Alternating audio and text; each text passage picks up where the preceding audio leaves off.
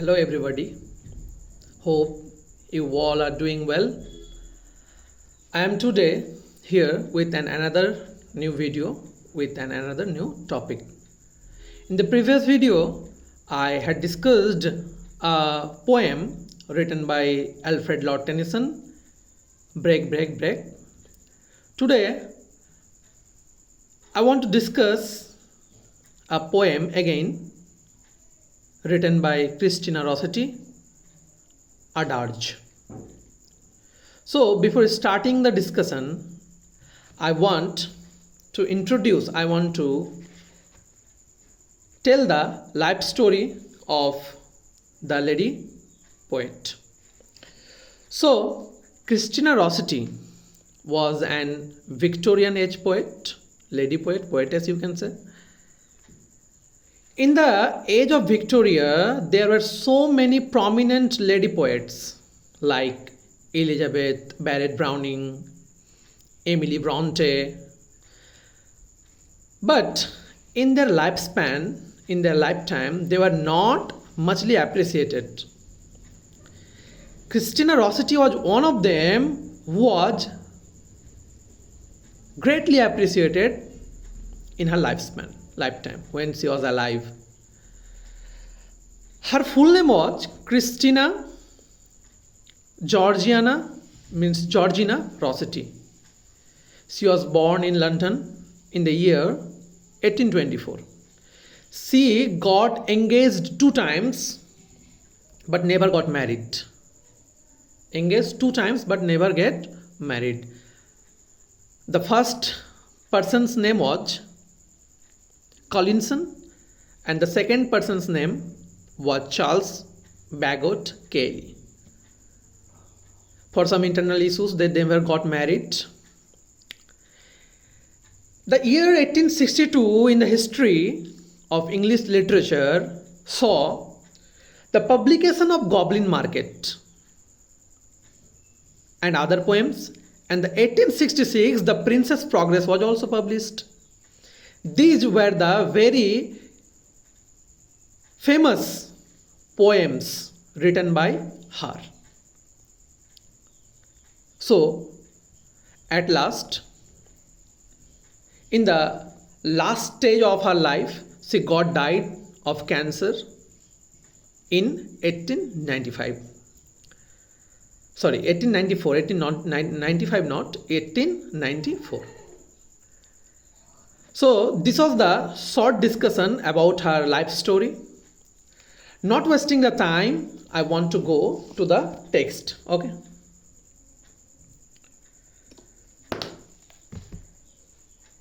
So today's poem name is a DIRGE. At first, you have to know what is a DIRGE. A DIRGE is a short poem, short in length, shorter than elegy. It is similar to elegy written for someone's death with the intention of honoring that person, or you can say it is written for a deceased person. Similarly, Christina Rossetti wrote this poet in the memory of somebody, in the memory of someone, but he never took the name of that person. But reading the text, we can understand somehow that it may be a very young child who died in an untimely time. Untimely time means it was an untimely death of that boy, of that child. So that's the backstory. Not wasting the time, let's start the text. If you have the text also, you can follow with me, you can read it with me also. I will discuss it in Bengali because I have already mentioned in my previous video, my viewers are in Bengali and I am also from West Bengal, so I get comfortable with Bengali. Although the introduction was in English. So let's start it. A DIRGE. এ ডার্জে তোমার 12টি line রয়েছে। 12টি line এবং 2টি স্ট্যাঞ্জা, প্রত্যেক স্ট্যাঞ্জাতে রয়েছে 6টি করে line, 6 6 12টি লাইনের একটা কবিতা, খুবই ছোট একটা কবিতা। কি বলছে কবি এখানে? কবি তার কোনো একটা আননোন পার্সনকে, যেটা এখানে যদি উল্লেখ নেই, যেটা আমি একটু আগে বললাম তোমাদের সঙ্গে ইংরেজিতে, কবি বলছেন, আমি প্রথমে ফার্স্ট স্ট্যাঞ্জাটা থারালি পড়ছি। Why were you born when the snow was falling? You should have come to the cuckoo's calling, or when grapes are green in the cluster, or at least when lithe swallows master, for their far off flying from summer dying. খুবই একটা সুন্দর একটা explanation রয়েছে। কবি প্রথম লাইনে একটা rhetorical question ছুড়ে দিয়েছেন তাদের শ্রোতাদের প্রতি, অর্থাৎ আমাদের প্রতি, আমরা যারা পড়ছি, পড়ুয়াদের প্রতি। Why were you born when the snow was falling? কবি বলছেন, তুমি কেন জন্মগ্রহণ করলে যখন স্নো অর্থাৎ আকাশ থেকে তুষারপাত হচ্ছিল? অ্যাকচুয়ালি কবি বলতে চাইছেন স্নো তো উইন্টার সিজনে পড়ে, তো তুমি কেন উইন্টার সিজনে জন্মগ্রহণ করলে? তোমার উচিত ছিল না, তোমার ঠিক হয়নি উইন্টার সিজনে জন্মগ্রহণ করাটা। You should have come to the cuckoo's calling, তোমার উচিত ছিল আসা, অর্থাৎ তোমার উচিত ছিল জন্মগ্রহণ করা যখন কোকিল পাখি ডাক গায়, অর্থাৎ ডাক করে, অর্থাৎ গান গায়। কুকুস কলিং, কুকু কি? কোকিল পাখি। কোকিলকে আমরা জানি বসন্তের দূত বলা হয়, the Messenger of spring time. তো তোমার উচিত ছিল স্প্রিং সিজনে আসা, তোমার জন্মগ্রহণ করা উচিত ছিল স্প্রিং সিজনে। অথবা or when grapes are green in the cluster, যখন গুচ্ছ গুচ্ছ গ্রেপ অর্থাৎ আঙুরগুলো কি থাকে, কাঁচা অবস্থায় থাকে। গ্রিন, গ্রিন মানে সবুজ, কাঁচা অবস্থায় থাকে, আর সেই সিজনটা হলো সামার সিজন হতে পারে। Or at least when lithe swallows muster. Lithe শব্দের অর্থ কি? লিথ হলো এখানে একটা অ্যাডজেক্টিভ হিসেবে লিথকে ব্যবহার করা হয়েছে, সলো একটা noun, Lyth solo.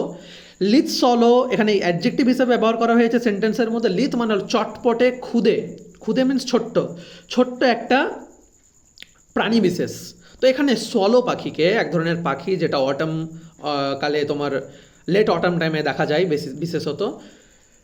Late autumn টাইমে কী করে ইংল্যান্ডে, লন্ডনে, সিটি অফ লন্ডনে, ওর অ্যাটলিস্ট ওয়েন লিথ সলোস মাস্টার, আর কমপক্ষে যখন এই প্রাণচঞ্চল সলো পাখিগুলো একত্রিত হয়, মাস্টার শব্দের অর্থ হলো জমা হওয়া, একত্রিত হওয়া। কেন জমা হয় তারা?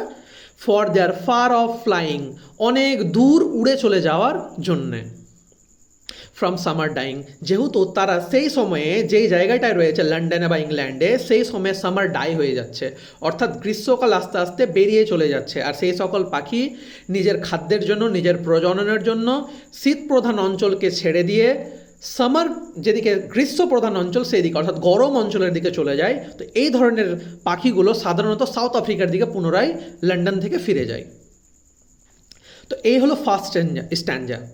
সেকেন্ড স্ট্যাঞ্জাতে, ফার্স্ট স্ট্যাঞ্জাতে কবি তার জন্মের কথাটা বললেন যে তুমি ওই সময়টাতে কেন জন্মগ্রহণ করেছিলে, তোমার উচিত হয়নি ওই সময়টাতে জন্মগ্রহণ করা, তোমার এই সময়গুলোতে জন্মগ্রহণ করা উচিত ছিল, স্প্রিং সিজনে, না তো অটামে, না তো লেট অটামে, এইসব টাইমটাতে। কবি সেকেন্ড স্ট্যাঞ্জাতে উল্টো কথা বলছেন, একটু রিভার্সলি। ওইখানে জন্মগ্রহণের করার কথা বলা হয়েছে, এখানে মৃত্যুর কথা বলা হচ্ছে।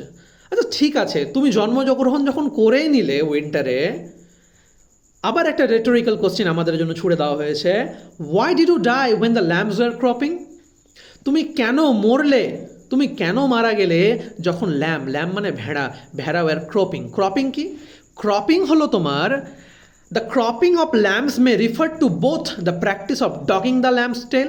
অনেক সময় ল্যাম্প অর্থাৎ ভেড়ার লেজকে একটা সিজনে, একটা টাইমের ভেড়ার লেজের যে লোমগুলো রয়েছে সেই লোমগুলোকে কামানো হয়। Or the time when they are feed by grazing, অর্থাৎ মাঠে চড়িয়ে চড়িয়ে তাদেরকে যখন ঘাস খাওয়ানো হয় সেই টাইমটা হলো, বা সেই জিনিসটা হলো ক্রপিং করা। তো এই ক্রপিংটা স্প্রিং সিজনকে ডিনোট করে। অর্থাৎ কবি বললেন প্রথম স্ট্যাঞ্জাতে যে তুমি যখন জন্মগ্রহণ করেই নিলে উইন্টার টাইমে, আর তুমি যখন মারা যাচ্ছ, মারাটা তো একটা সঠিক সময়ে যাও, তুমি মারা কেন যাচ্ছ যখন ল্যাম্পসের ক্রপিং, অর্থাৎ তুমি স্প্রিং সিজনে কেন মারা গেলে, বসন্তর কালে কেন তুমি মারা গেলে? You should have died at the apples dropping. আমি একবার থারালি পড়ে নিই গোটা স্ট্যাঞ্জাটা একবার। Why did you die when the lambs were cropping? You should have died at the apples dropping, when the grasshopper comes to trouble, and the wheat fields are sodden stubble, and all winds go sighing for sweet things dying. First লাইনটা তো আমি বললাম যে why did you die when the lambs are cropping.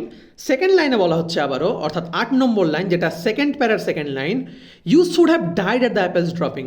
তুমি মরতে পারতে, তোমার মরা উচিত ছিল যখন আপেলগুলো গাছ থেকে ঝরে পড়ে। এটা লেট সামার অথবা আর্লি অটামকে ডিনোট করে। অর্থাৎ তোমার বসন্ততে মরা উচিত হয়নি, তোমার লেট সামার না তো আর্লি অটামে মরা উচিত ছিল, মারা যাওয়া উচিত ছিল। তারপর কি বলছেন কবি, when the grasshopper comes to travel, অর্থাৎ এখানে ইসপসের একটা গল্প আমরা পড়েছি, the grasshopper and the aunts.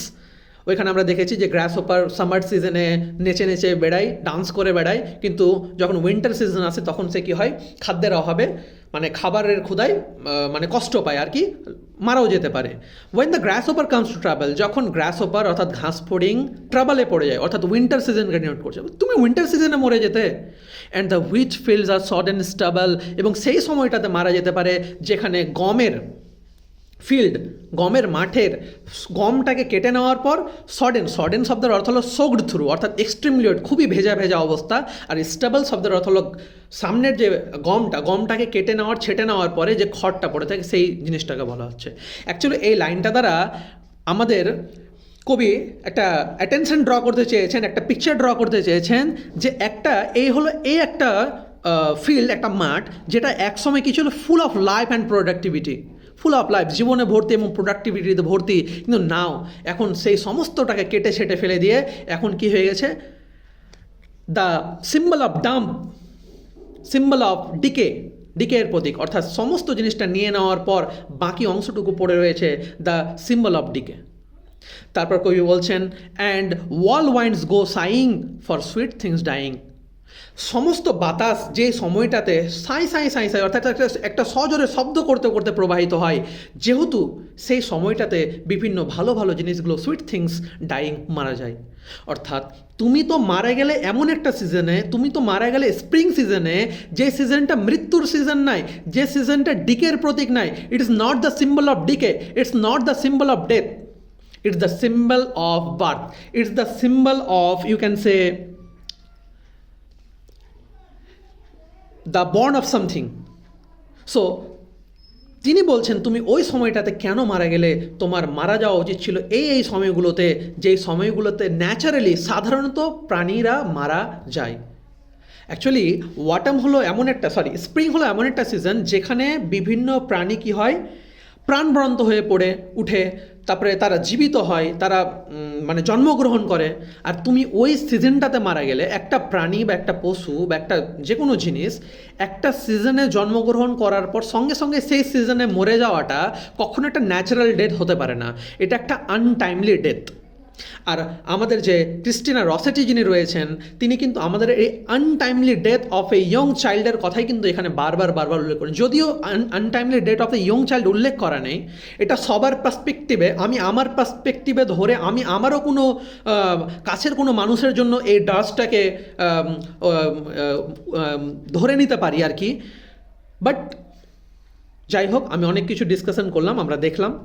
So এখানে দুটো রেটোরিক্যাল কোশ্চেন্স ছিল। রেটোরিক্যাল কোশ্চেন্স তোমরা জানো হয়তো, rhetorical questions are that type of question যেটা শ্রোতা, স্পিকারের জন্য বলতে পারো, শ্রোতা না, দ্য লিসনারের জন্য ছুড়ে দেওয়া হয়, যেটার আনসার বলে দেওয়া থাকে না, তবে কোশ্চেনের মধ্যে আনসারটা লুকিয়ে দেওয়া থাকে। এখানে দুটো রেটোরিক্যাল কোশ্চেন একে অপরকে অপোজ করছে, একটাতে জন্মের কথা বলা হচ্ছে, একটাতে মৃত্যুর কথা বলা হচ্ছে। First line first stanza, second line first stanza, second stanza first line. Why were you born when the snow was falling, কেন তুমি জন্মগ্রহণ করলে যখন স্নো পড়ছিল, উইন্টারে কেন তুমি জন্মগ্রহণ করলে, জন্মগ্রহণ যখন করে নিলে তুমি মারা কেন গেলে।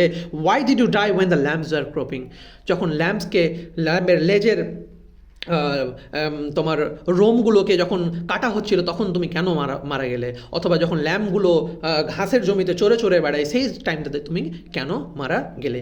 তো দ্যাটস অল, এটা ছিল আমাদের আজকের কবিতা। আশা করি তোমাদেরকে অনেক ভালো লেগে থাকতে পারে। যদি ভালো লাগে অবশ্যই চ্যানেলকে একটা সাবস্ক্রাইব করে দাও, লাইক বাটন লাইক করে দাও, আর কমেন্ট সেকশনে একটু জানিয়ে দাও আমার কী ফলস থেকে যাচ্ছে ভিডিওর মধ্যে। যদি তোমাদের কোনো ফলস মনে হয় অবশ্যই কমেন্ট বক্সে জানিয়ে দাও।